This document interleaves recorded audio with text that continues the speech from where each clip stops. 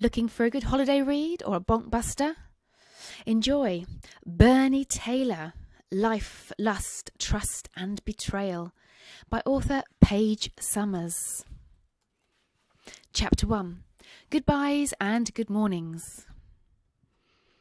Jesus, what fucking awful shoes, she muttered under her breath as they walked towards her front door.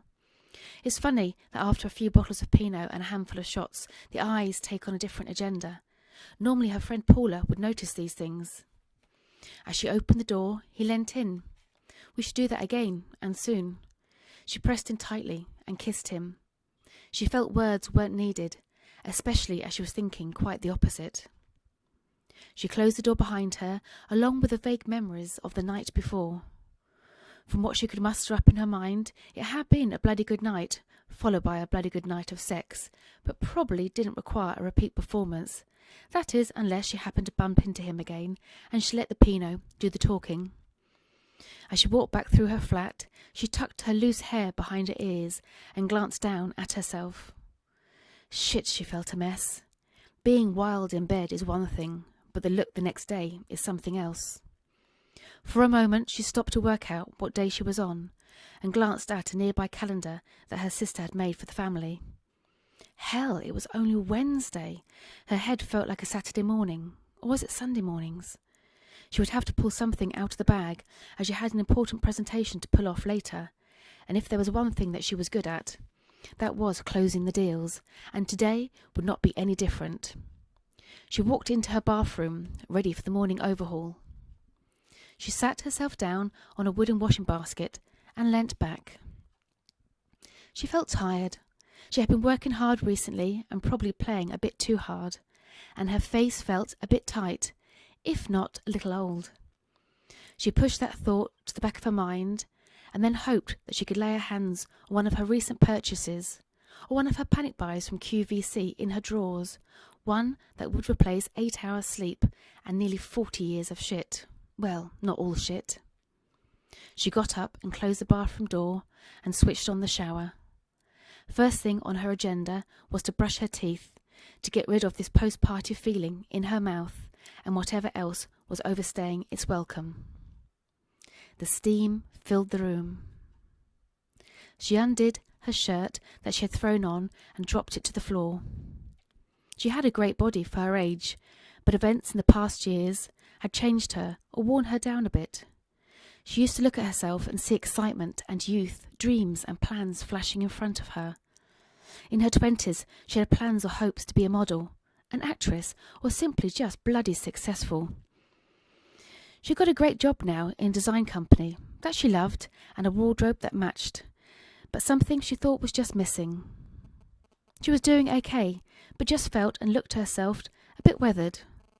If she'd been a dog and was found, the card in the newsagent window would read, "Lost dog, found on street.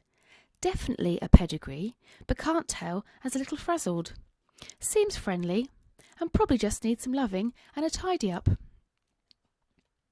With the steam still filling the room, she sat back down, quiet and alone.